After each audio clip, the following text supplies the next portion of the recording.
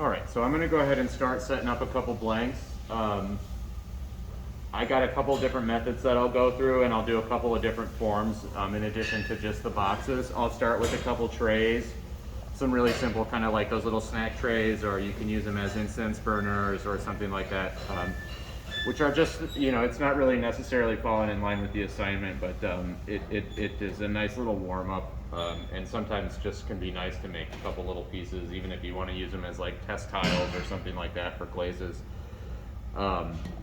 So I'll show those, and I'll show some like bowl cup forms, and then I'll show the box form.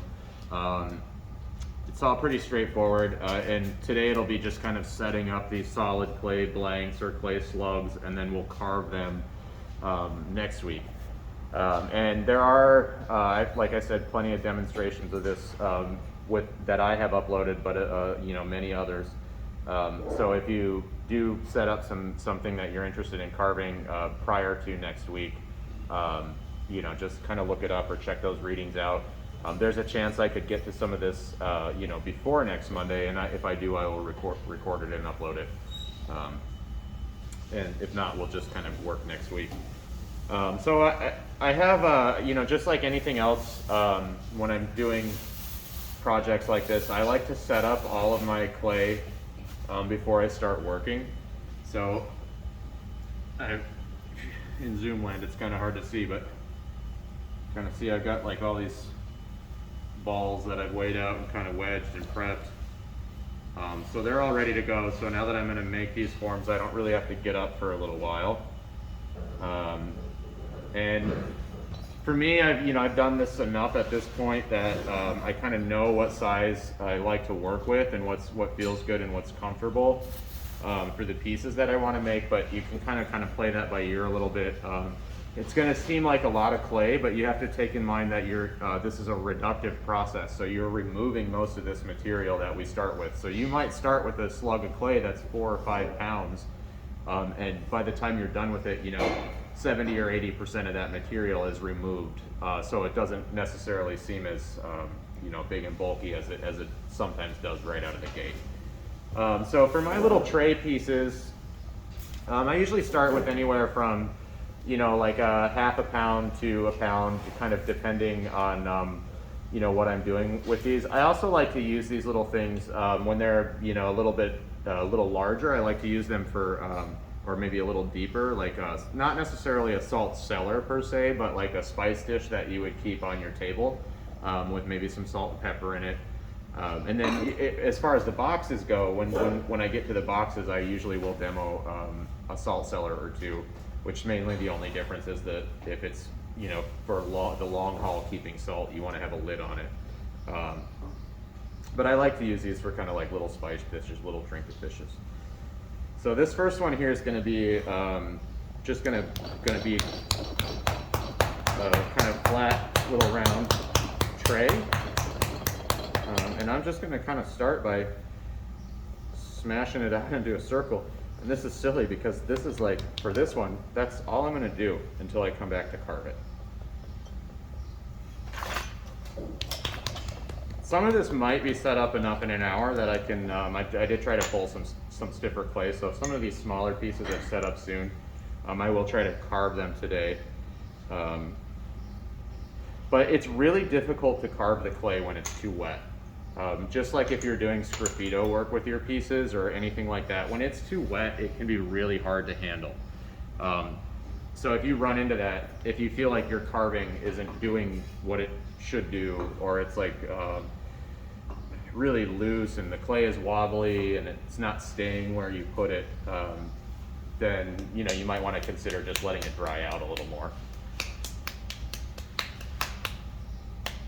So I'll make that one will be like a nice little kind of shallow dish. And then this one here, I'll do the same kind of thing, but I'll make this one like a tall, skinny dish. I just kind of shape it. You can use tools to shape these too sometimes. I've got this nice little paddle. There we do have a couple paddles back in the glaze rooms. So if you wanted to try your hand at the paddle stuff, you know, that's available. But basically what I want, I'm thinking about, like, I want this to be a little bit bigger than my final shape. So I have plenty of material to kind of, you know, do the reductive sculpture to at the end.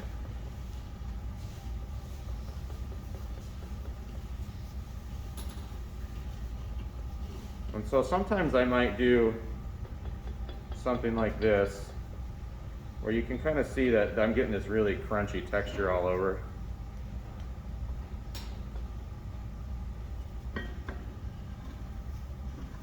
And I really like that kind of texture, so I can kind of get this into a semi, you know, usable shape. None of this stuff, you know, the nice thing about this carving is it's really free range as far as like what the form is going to be at the end.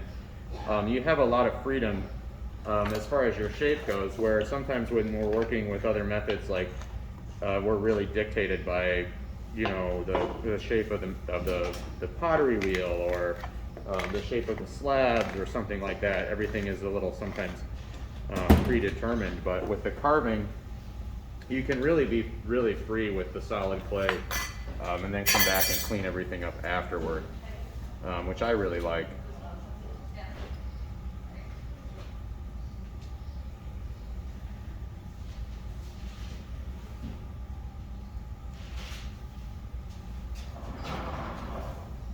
And I'll just go through and kind of clean this bottom up a little bit. So these are two kind of different, the first piece that I did that I barely touched, that piece is going to have a lot more carving, because I'll carve the outside as well as the inside to get my final shape.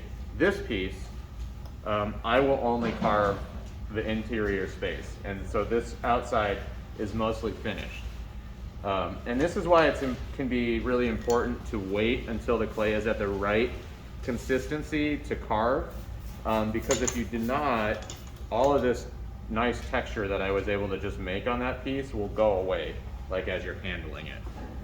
So you want to wait for that texture to stiffen up enough that you can manipulate it a little bit without the texture just completely going away.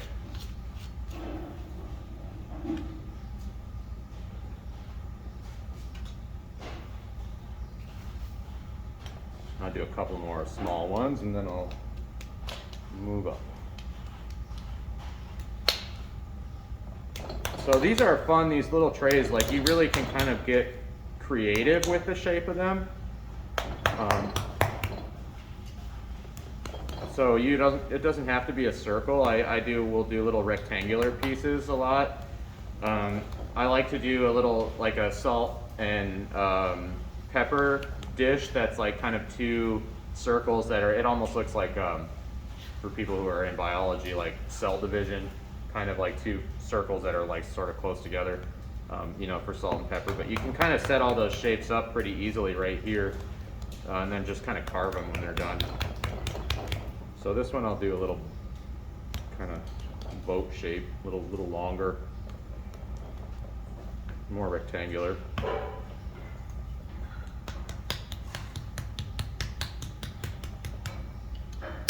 This is when you get to the carving, one thing I didn't mention today in the lecture, I talked about loop tools, but these little Sureform tools work super good for shaping clay when it's like semi-dry. We have some in the studio, but if you're, you know, into ceramics, this is like something that you might want to just add to the tool bag. They work really great for kind of doing some fine carving. And in ceramics, sometimes it's really hard to get crisp corners, just because the clay is kind of so fluid and it's so organic, it just doesn't want to make a really crisp corner. Like you can see this even on this piece that I'm working with, like, you know, they're corners and this is a square, but everything is kind of, or it's a rectangle, but everything's kind of rounded. And if you take your Sureform when it's at the appropriate level of dryness, you can really shape it into hard angles, which is kind of difficult sometimes in clay. So I'll show more of that when we get to the carving. And you can pick them up, you know, at the hardware store for just a couple bucks. It's not It doesn't have to be anything fancy. It's not even a clay tool. What's it called? A Sureform tool or a rasp. You guys will probably start using them in there soon. There's a whole bucket full of them in the plaster room. But that's an example of the things that you like. Don't use the plaster rasp in the clay bin. You have to keep the two rasps separate. I feel like there's some of them in that tool bin back there, which those don't have plaster on them. But a Sureform, I think, a Sureform is the brand, I think, that started making them. So that's the shorthand. But it's just a metal rasp.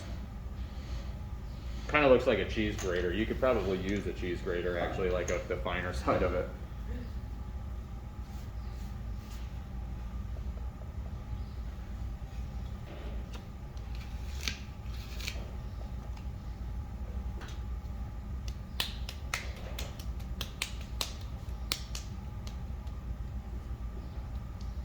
This one's a little bigger, so I'm going to try and do one of those kind of double container ones.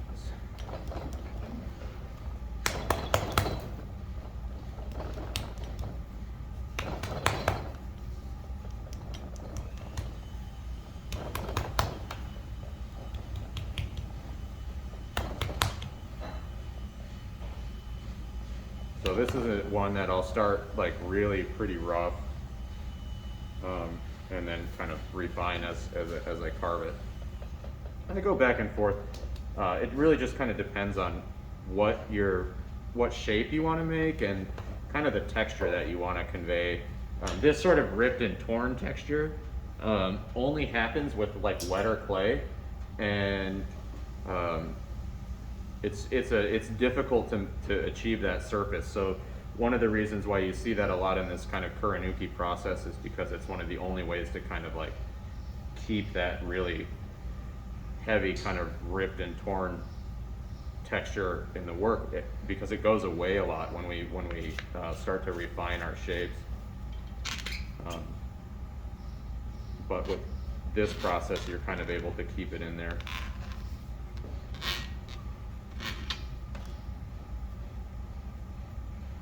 So I also, you know, I'm not super picky on if like these two sort of container spaces are exactly symmetrical. So that makes it easier sometimes on me. If have a personality type that everything needs to be straight and precise, this sometimes, well, ceramics in general sometimes is hard, but this one can be sometimes a little challenging for people.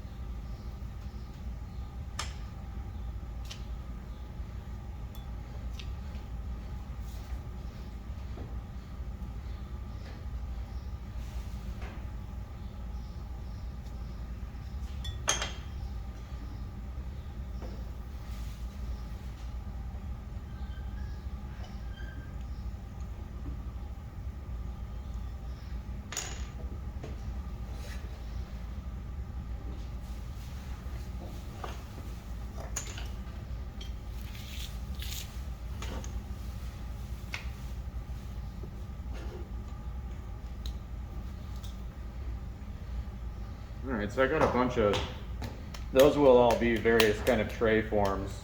This one I will make in, these next two I'll do little salt cellars. And so these two pieces, as far as like the kind of assignment breakdown goes, I would say they're a little bit on the small side. So if you're like dead set on making like spice cellars, maybe make two of them. So I think, you know, maybe something a little bit larger when I get to the larger slugs of clay. It's kind of what I'm looking for, but you also don't really have huge spice cellars. That's not really, you know, unless you're in a kind of restaurant situation. It's not something you really see. So the assignment is to make 2 spice cellars? No, the assignment is one box. Oh, one box. But it's like 4 by 4 by 4, roughly. Okay. But yeah, I'm always We can- I'm always flexible with that kind of stuff. So if you're like, oh, I wanted to do this, I'd like it to have an opening. That's kind of my thing. Is I like there to be a flange and a lid. So we're kind of doing that part of kind of detail work with the clay. It's less about the size of it. I have it a larger size because if it's too small, sometimes it becomes difficult to do that detail work, especially as you're kind of like getting your hands used to stuff.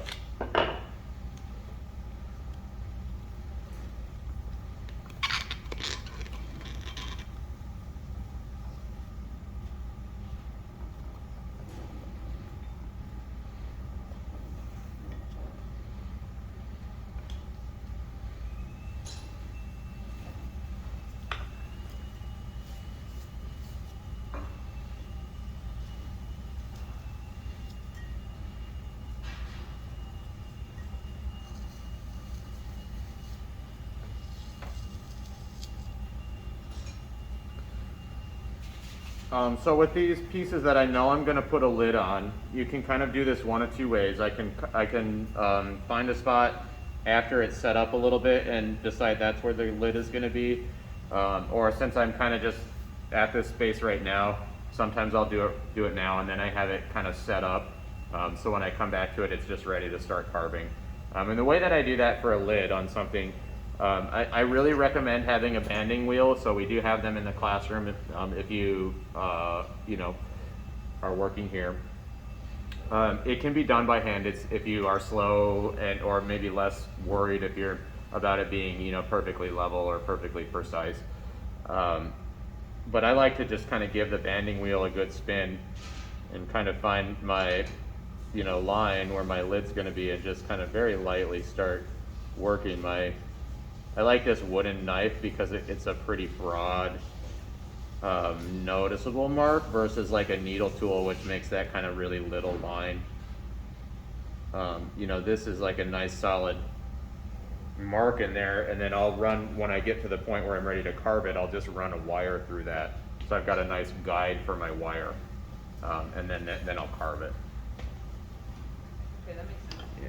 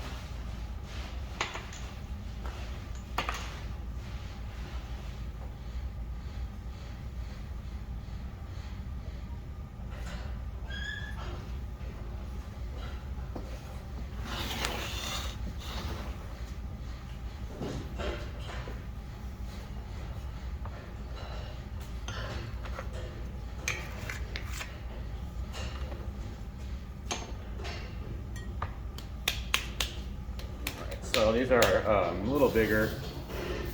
Those little balls of clay there were anywhere from like a pound to, or like 3/4 of a pound to a pound and a half. And I moved up to 2.5 pounds for these larger pieces, just to kind of give folks an idea what I'm working with. And you don't have to stick to those volumes. It's just that's where I've kind of become comfortable.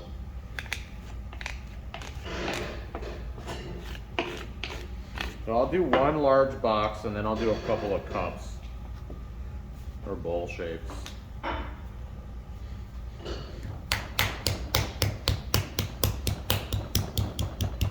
So this is like this 2.5 pounds will give me roughly kind of the size that I'm thinking about. Although depending on what shape you make, it could be more. It probably won't be less, but it could be more.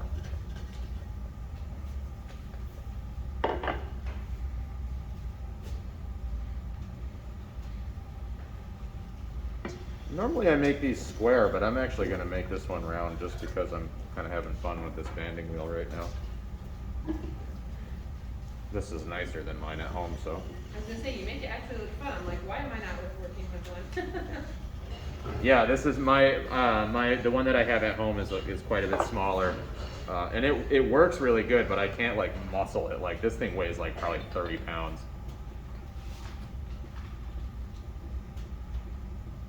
They're like $120. Mine was probably 20. So, like okay, baby steps. Goals though, and now I'm like, maybe. Christmas is around the corner. Yeah.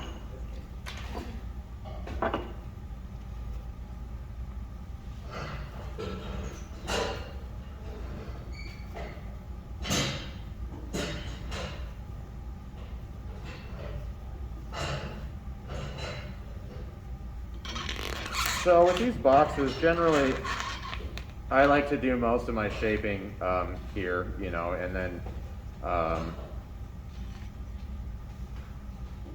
let the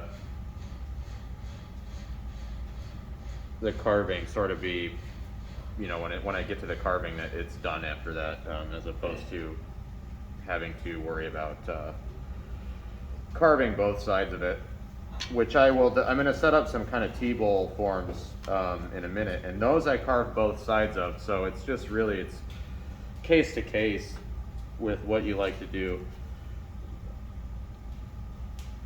And I'm getting this nice little flange on the bottom of this little swell out, which I don't normally have. Normally it's pretty straight walled. I kind of like it, so.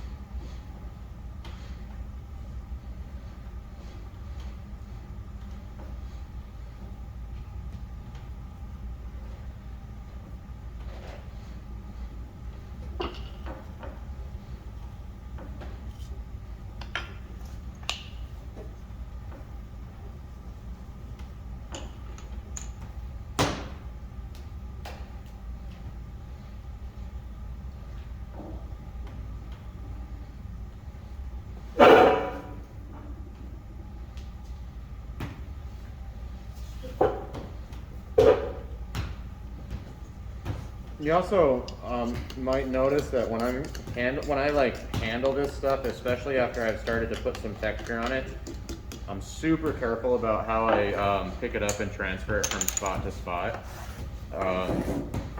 Generally, I try really hard not to use my fingertips for anything at all, and so it's all kind of like the palm and maybe like your first set of knuckles. But really trying to kind of spread out the pressure over the whole piece so you don't really make a mark anywhere.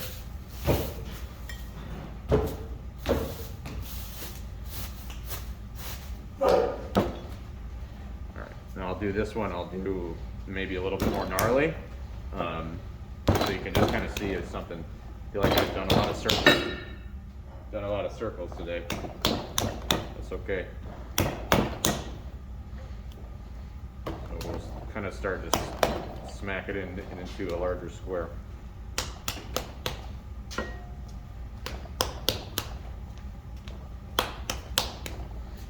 I'm just gonna go try one of those paddle wheels.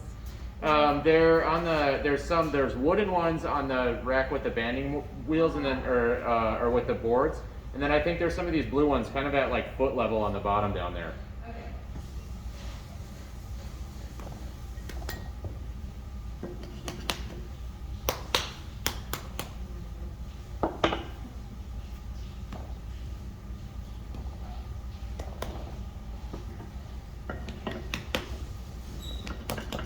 This one I'm going to leave really simple, and I'll do, I know I just talked about how I normally don't do, no, actually, I'll do something funky. Let's do something wild.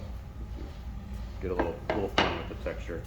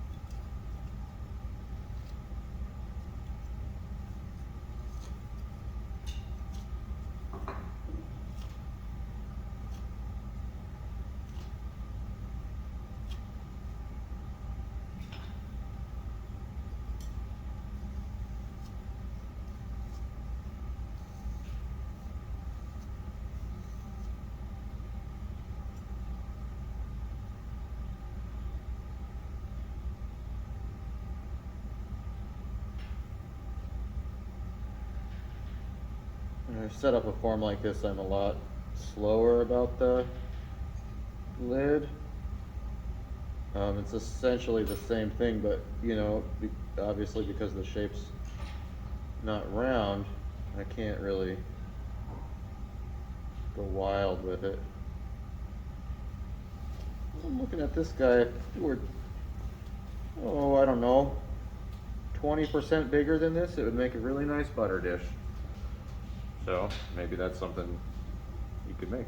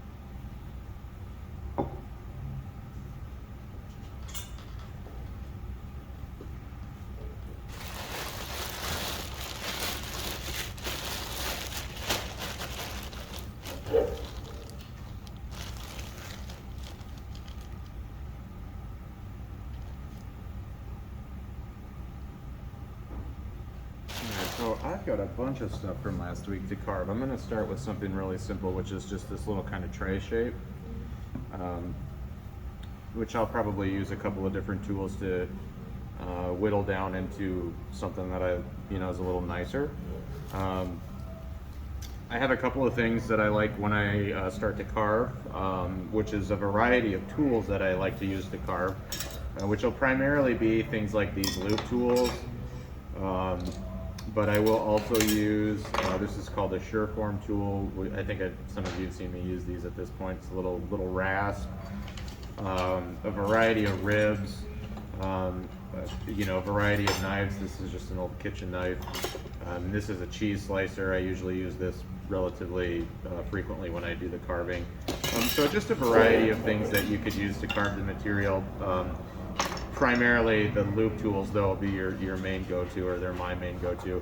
But before I kind of carve out the interior space of this, I'll make the outside, I'll finish the outside a little bit, and then I'll carve the inside out. And this is just going to be kind of like a long, narrow tray. It doesn't really have, a purpose in mind. I guess you could use it for hors d'oeuvres or something like that if you really needed to, but it's just kind of a nice little tray shape.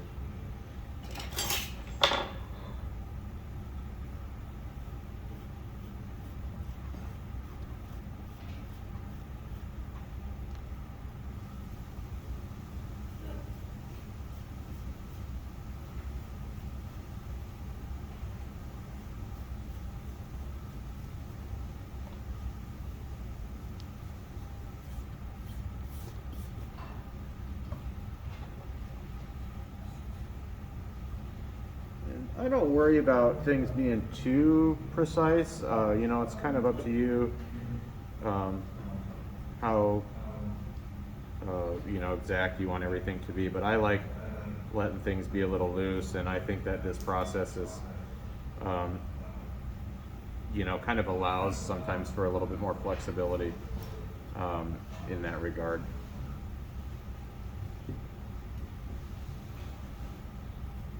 Sometimes when I'm working on the sides of pieces, I will kind of just very lightly hang it over the edge, because I don't really want to tilt this on its side to do the work, because that'll kind of distort it too much, but I still want to be able to get all the way down to the bottom. So just overhanging it a little.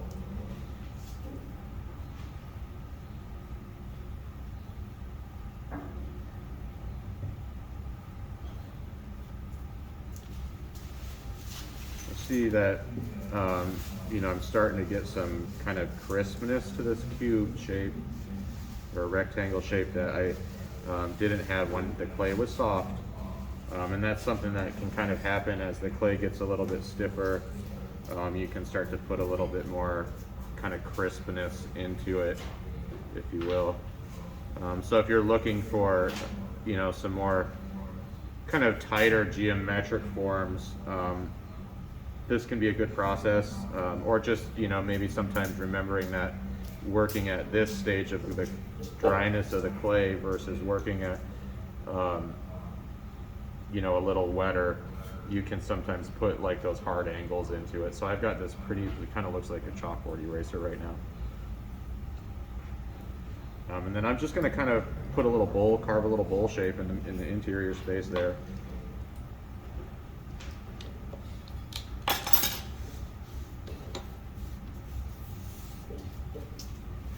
Now the one downside to this is that there's a lot of like waste material. It's not waste, I shouldn't say waste, but there's a lot of scrap material.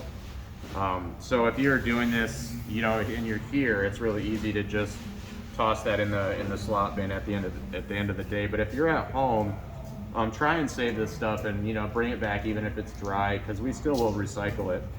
So it's not really waste material. You know, because it will get made into something eventually. But don't just throw it out either, if you can help it.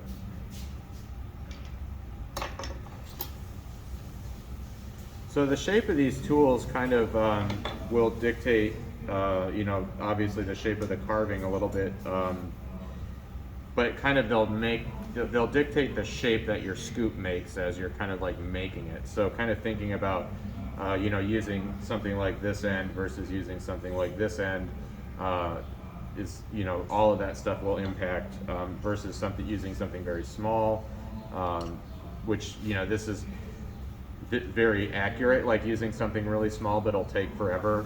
Something large like this, it's a lot easier to make mistakes, but you can get it done. Sometimes if I'm really lucky, I can get it all done in like one cut. That's unusual, but every now and again it happens. Sometimes I'll make a little guide on of where I'm going to kind of start to hollow out, just based on how thick things are. I want the walls to be, you know, maybe 1/4 of an inch thick, maybe a little thinner. So I'll just kind of start to trace this shape here, just to give myself a guide. Sometimes I don't do this and I just kind of freehand it, but this is a little bit weirder of a shape than I normally would do because it's like so long and narrow.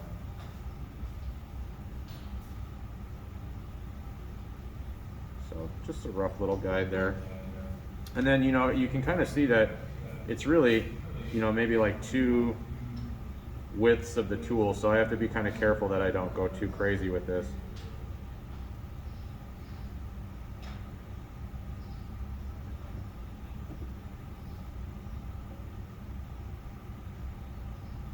You can kind of see that I am helping support the exterior of this form to keep it from shifting too much, but for the most part, you know, it's pretty solid.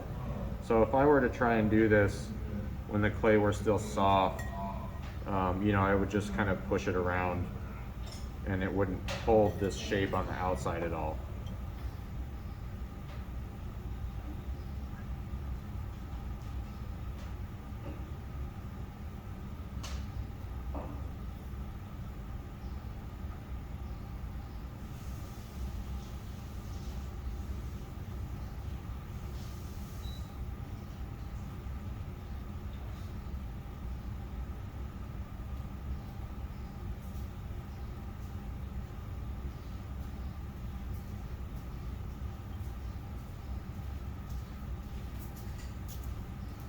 And so I'll do a big kind of bolt carve with the big tool, and then I'll go ahead and start kind of cleaning things up and refining it, usually with one of these, or sometimes I really like this tool too because it's got this nice flat spot.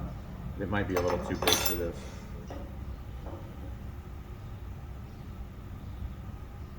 And I'm just kind of thinking about trying to make everything even.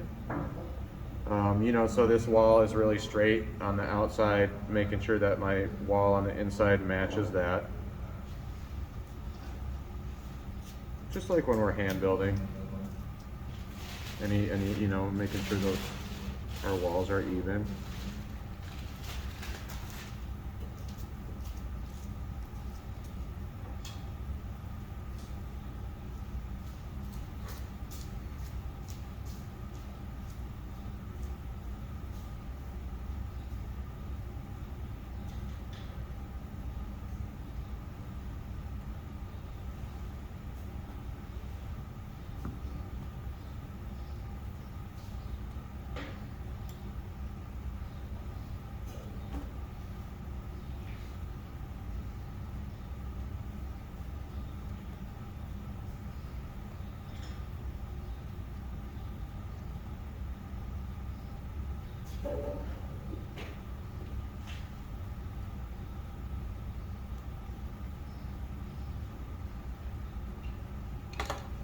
And then I do like this had a really nice square on it. So sometimes when I have sharp corners and I want to kind of reiterate the fact I will get something, you know, that has a nice square in it already. And use that instead of trying to eyeball it.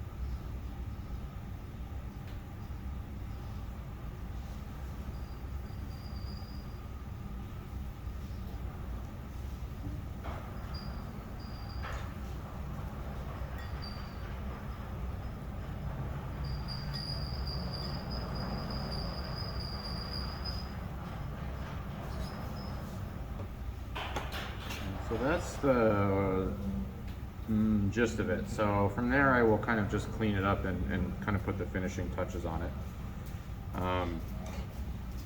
Sometimes I might do something when I have this nice space here.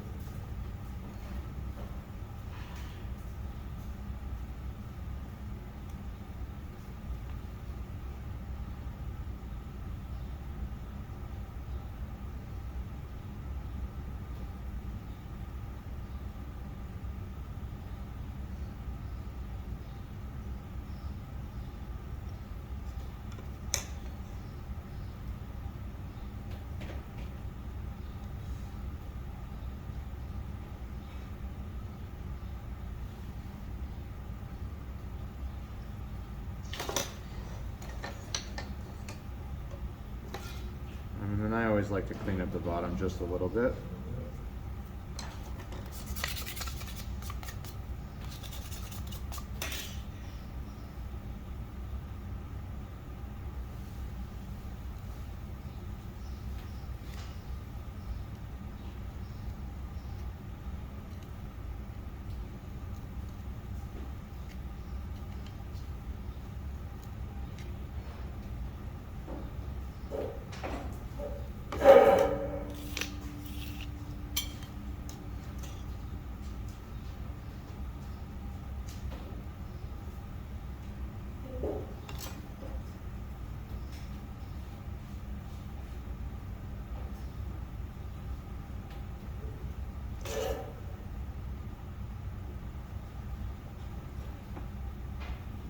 Little box.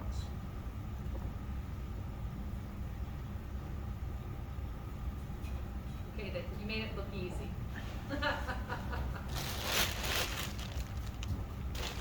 You do one that you're gonna have to cut the lid off. Yeah, that's what I'm gonna do next. Okay. I'm worried. I'm terrified. You're terrified? Maybe It's I'm okay. terrified, but like, I should be excited. There you go. There you go.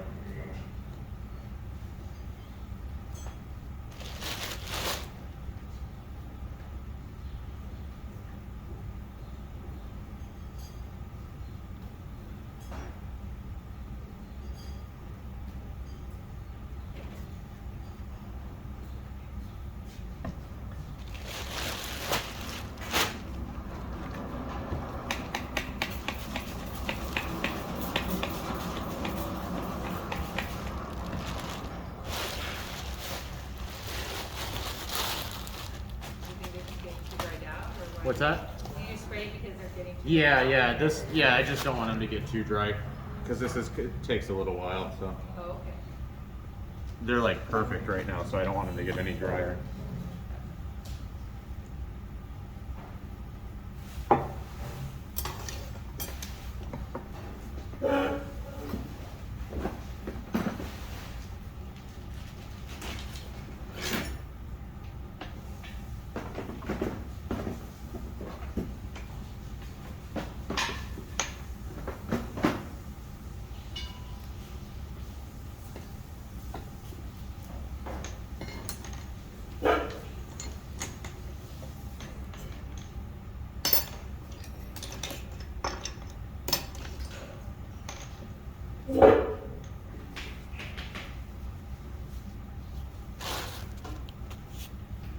Alright, so I'll do a little lidded jar for the next one.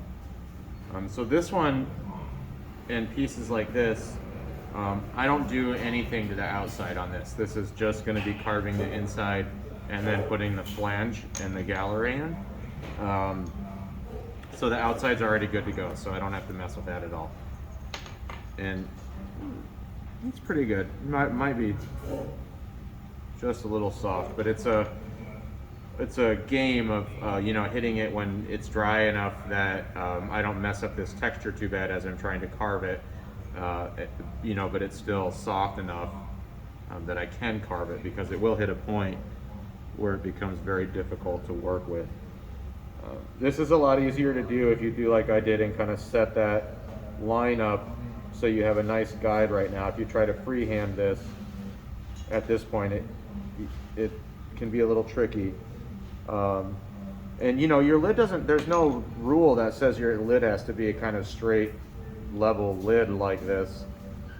Just for this functional thing that I'm making, it's nice, but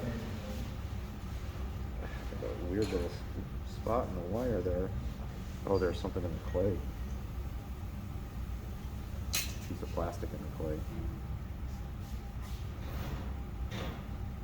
Well, that happens sometimes. I'll patch that as I work with it. It's a downside to having shop play sometimes. So there's a little piece of plastic in there. That's okay. So I've got my lid and my base. Depending, you can kind of put the gallery is the space that the lid sits into, and the flange is like the little lip that sits into the gallery so the lid doesn't slide around, and all of that'll kind of make sense as I'm working on it. I like to put the flange space on the bottom, but you can put it on the top. I'm not really sure why I do that. I just think that the bottom is easier to work with. It's a little bit bigger, and if I try to mess with this space too much, it's really easy to distort this little piece. So I think that might be why I do that, why I put it on the bottom. But you can really put it on either side. So I'll start usually by carving the top piece out, because it's very, very quick, and then it will kind of determine the shape of the inside bottom a little bit. Since this top isn't a bottom, it's a top, and I want to protect this, I'll work off of foam as much as I can. The other thing I kind of forgot to mention, this one's pretty easy to tell, especially because there was that little piece of plastic in there. But if you have a relatively smooth, unblemished little cylinder or something like that, make sure you can tell how the lid goes back on. And so I might just take a little tool and make a little notch or something.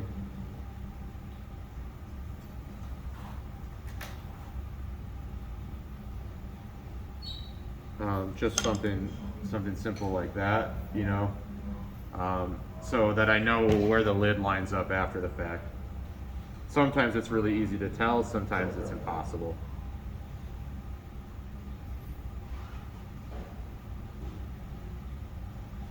And then so I'll start kind of the same as with the last one, where I'll, I think about this as my lid, you don't want stuff to be so thin that it's like impossible to work on. But you also, especially when something like this, it's a functional little object. I don't want this lid to be like crazy heavy or, anything really like that. So just trying to be kind of slow and make sure it's even.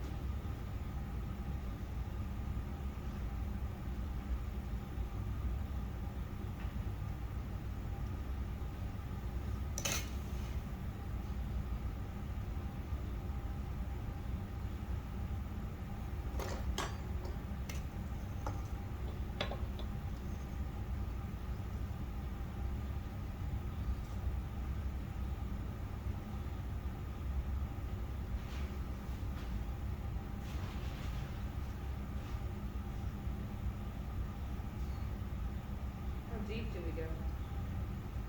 What do you mean? In the lid, how far? Well, you want your wall to be even all the way through. So if you look at mine here, it's about 1/4 of an inch. Okay. Kind of all. Can you see from here? Yeah.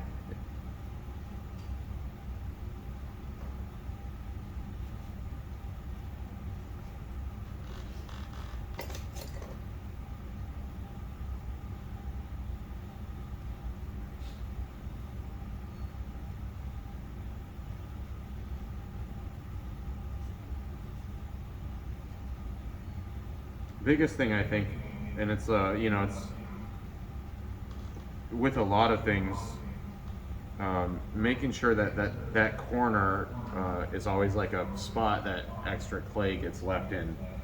So that's why I like to use a tool sometimes that has a sharp corner in it versus using something that's all rounded. I'll start with this and then, oops, And finish with that. and then finish, because like you can see that this space always leaves like a big gap, but if I come through and kind of like use this, then I can like scoop out that gap. So it's always kind of a combination of finding like the right tool for the shape of the carving. And then after I get it all carved out, I usually will, it doesn't usually look very nice, especially if I have to do it all with the little loop tool. So I'll go through and just try and clean it up. And with the rib if I can, which actually mine is just big enough. So I wouldn't, while you're doing this, especially as your first go around, I don't think I would recommend doing anything smaller than this. This is one of those things where you're like, well, I'll make it small because it'll be a little, smaller is easier, but sometimes, now you have this really finicky, tight space to work in. And give your hands a little bit more room, it's actually easier.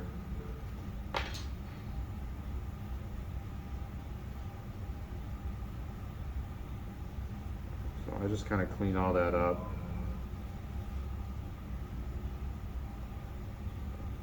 Feels pretty good. So if you leave too much clay, it can be prone to cracking. So that's the main reason to try and even it out. So if you have a thin kind of gallery space here, versus and then you leave too much clay kind of where the bottom of the lid is, or the top of the lid is, that'll be a really area that'll be really prone to cracking. Or vice versa, if you carve too thin and leave that lid really thin, but your gallery space is kind of thick, it'll be prone to cracking. So that's the big thing, is Less so even than like thin and thick, is making sure everything is consistent and even, so it dries evenly, and then that'll kind of minimize any potential cracking.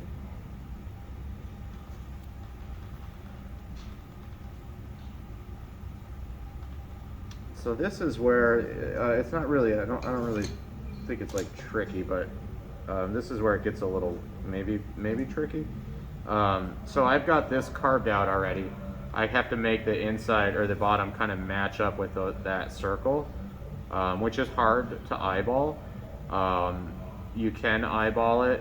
If you don't get it close, the lid will either just not fit on, like it'll be too big, or you know, something like that. So you won't be able to get it to fit together, or it'll be super loose and really wobbly on there, which I suppose is better than it not fitting at all.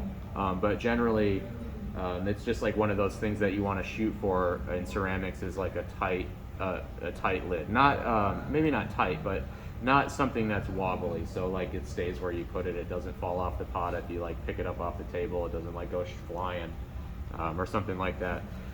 So with these pots, it's not too big of a deal, because for the most part they're going to stay put and sit on the countertop anyway. But if you think about something like a teapot, if that lid doesn't fit snugly, then every time you pour tea, the lid just goes, you know, with the tea.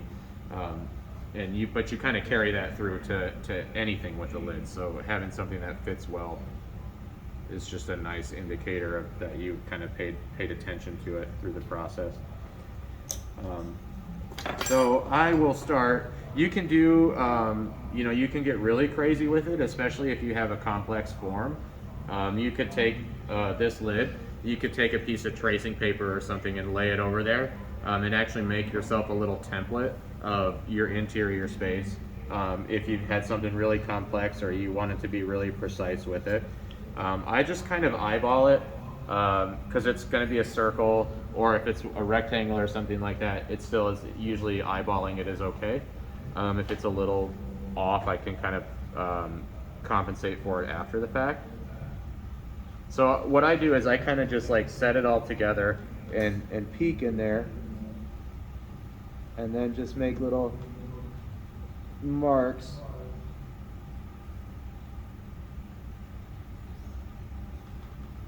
where the wall is on the top, you know, kind of like lining it up. And then I'll go through and do that 4 or 5 times. So by the time I've done, I've got like a little dotted line circle in there that I can just trace and use as a guide to trim out the space. And if you can get it like 85% of the way there with kind of just lining up the cuts, then you can shift it the rest of the way into place, because the clay will still be a little pliable. So between the two of them, you can usually make it happen. But you got to get it close to start.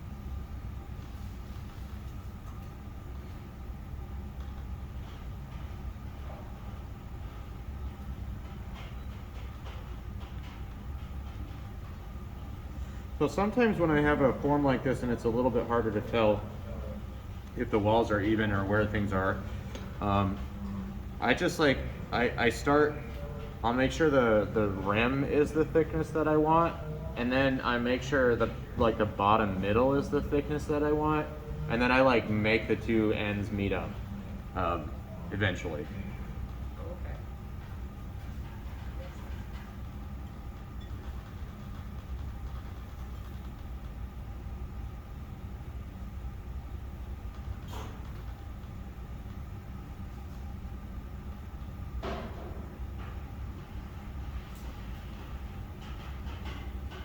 Sometimes with the walls on a taller form, not this is like tall, but you know, it's like taller than it is wide.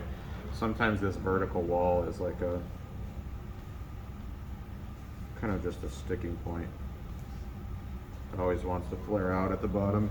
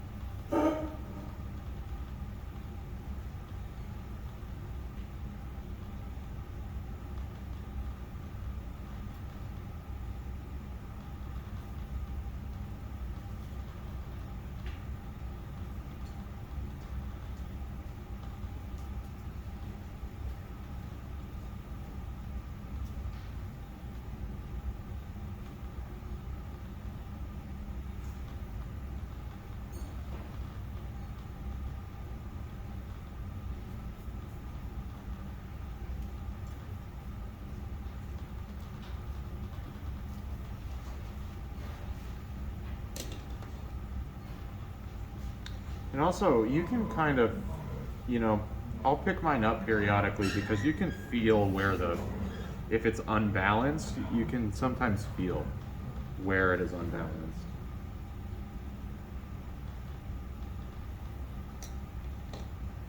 How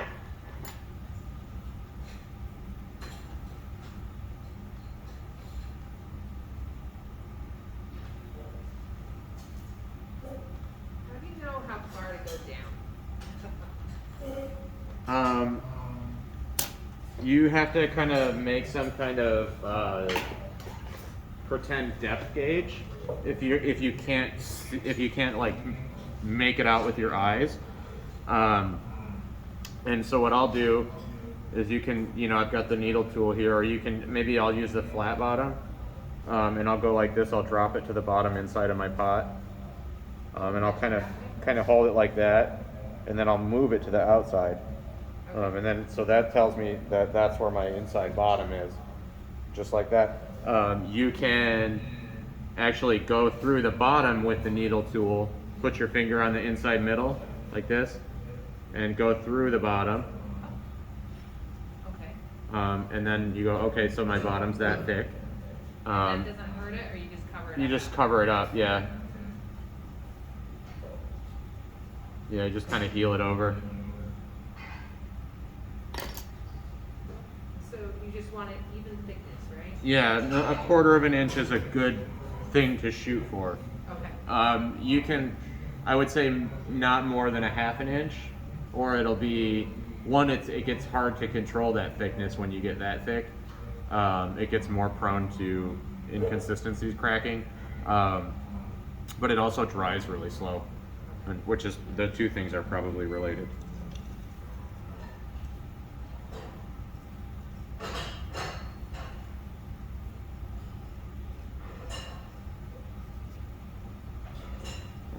So then I get everything kind of cleaned up. One thing that I do like to do, and you don't have to, but for me it's usually the easiest if I can time things right. The clay that I just scooped from the inside of this, I'm gonna moisten it down just a little bit here. And I'm actually gonna use that to make the gallery and the flange, because one thing that can be weird about clay is attaching attaching clay at, you know, different stages of drying. So, you know, this clay versus clay that's fresh out of the bag. So I'm sometimes making that flange with clay that's right out of the bag. It might be a spot that it wants to crack. And if I use the clay that just came from the inside of it, it doesn't eliminate that, but it definitely alleviates a lot of the inconsistencies and shrinking that can happen because it's got the same moisture content.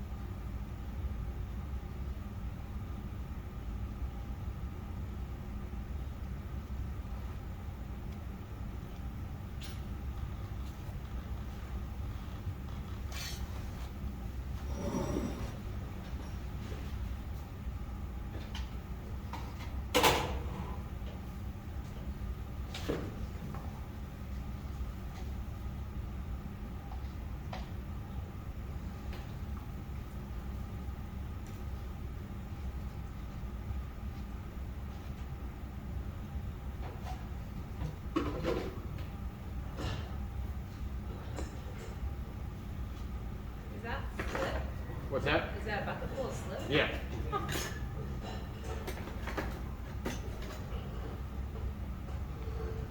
Is it yours or? No, that's studio slip. Oh, cool. Right.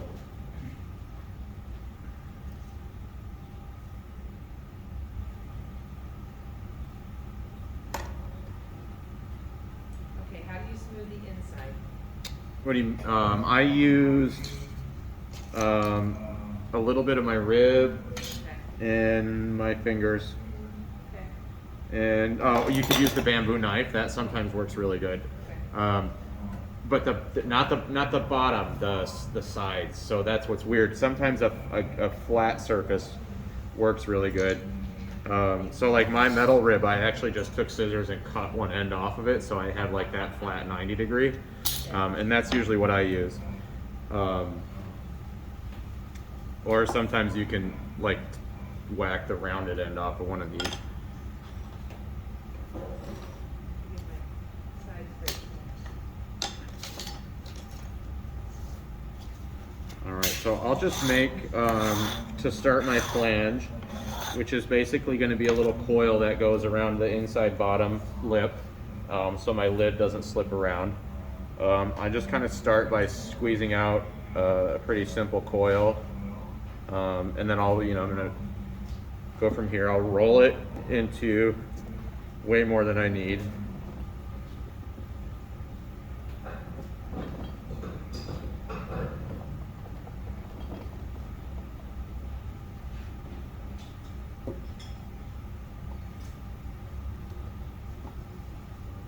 Just kind of, I'm not super careful with this because I'm still going to kind of refine it a little bit. And then from there, I usually will roll or flatten this out all the way.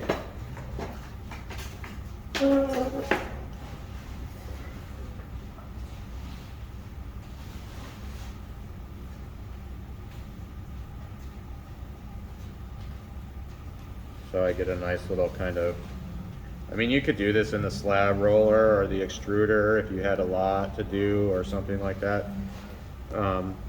But for this little thing, And given that I kind of want to use the clay that came from it already, this works really well. And then so I'll clean this up even more. I like to make it nice and crisp when it goes into the inside, just because it'll be easier.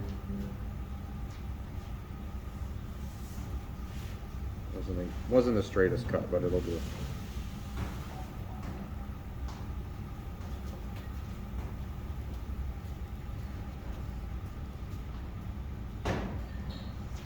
So almost like a fourth half inch. Yeah, something like that. Okay.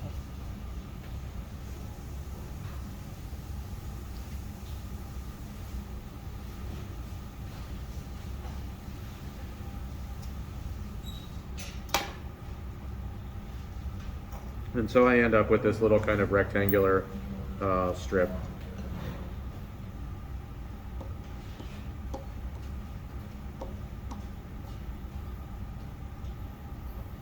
So then I do want to make sure I slip and score everything. Today I'm going to be using my frosting cone. I like this for this shape. So this is nice because I can just kind of like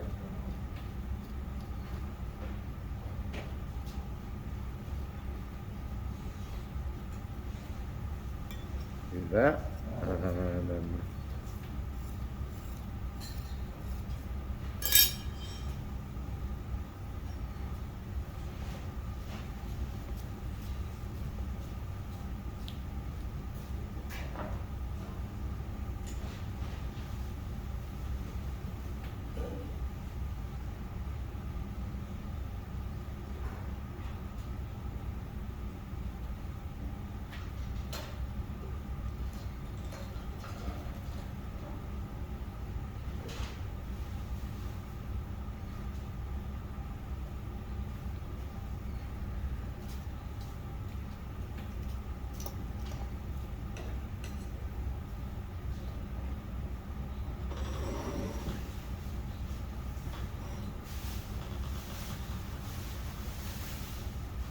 and then I just kind of put it in the inside, about halfway down. So some of that slipping and scoring is going to be sticking up, but that's okay because I'm going to clean it up.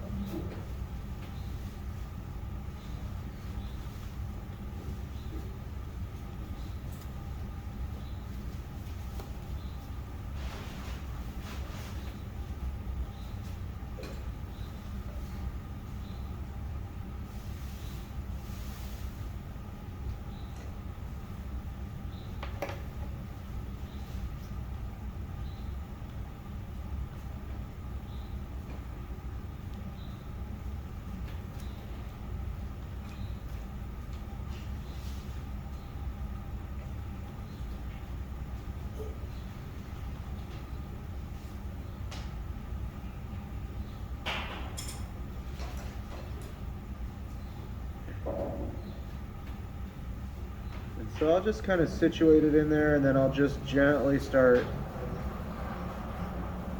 trying to kind of adhere it to the sides. It's a small attachment area, so I'm just kind of being gentle. You know, it's really only about like a quarter of an inch of overhang.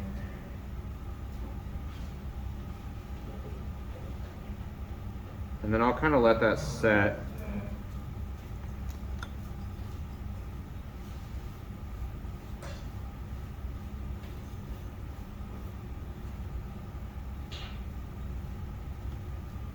The wooden rib or wooden knife, bamboo knife, works really good at this stage.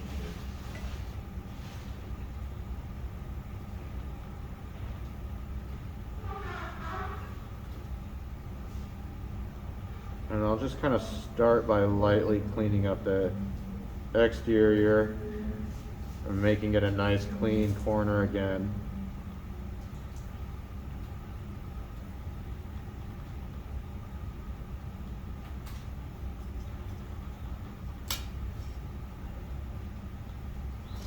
And I do the same thing on the inside, which is a little tricky just because it's small space and kind of hard to get your fingers in there. So I'll use the bamboo knife and I'll kind of use the rounded end of it to kind of scrape and flatten down the interior, joining those two clay pieces.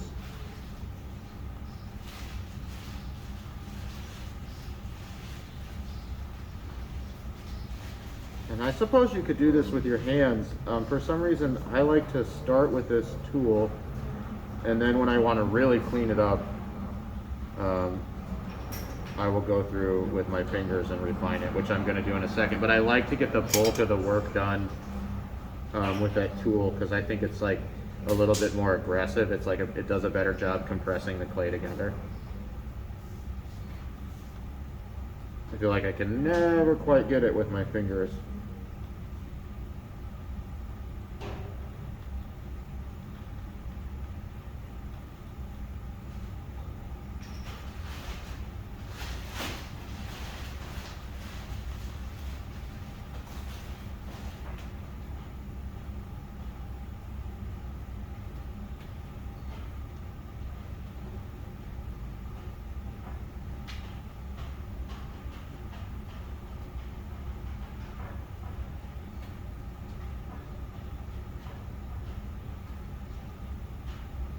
And then the sort of final test, which always needs some refinement, so don't feel weird when you get there and your stuff doesn't fit together.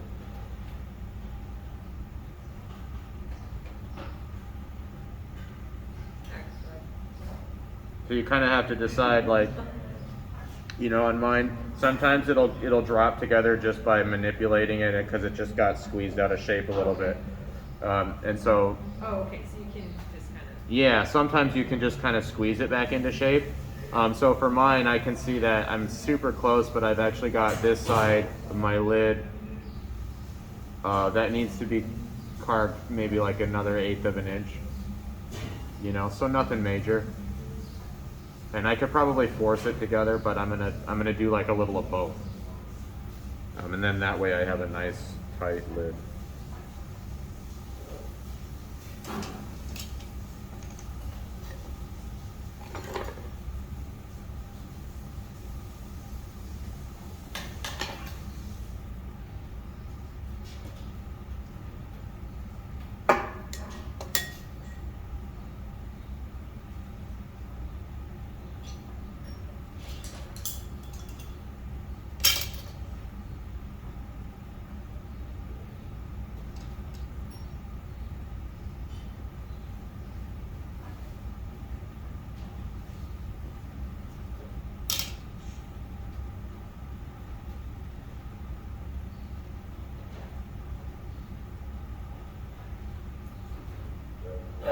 So that did it. Just that little bit did it.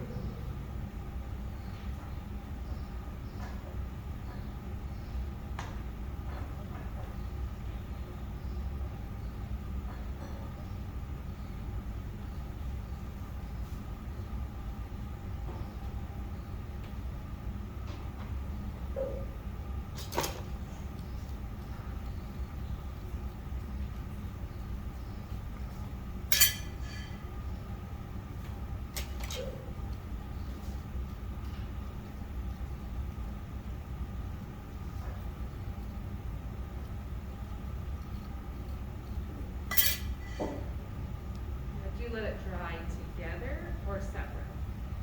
Together with a little bit of something in between the Oh, like pieces. newspaper, right? Newspaper or saran wrap, yeah.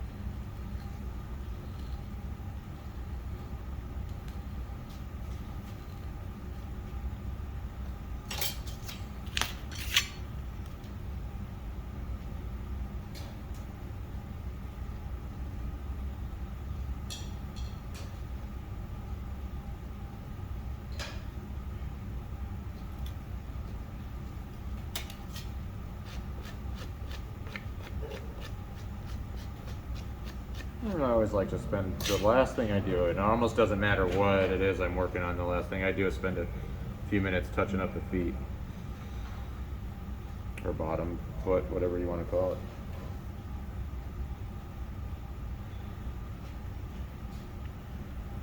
Making sure everything still fits. That feels pretty good.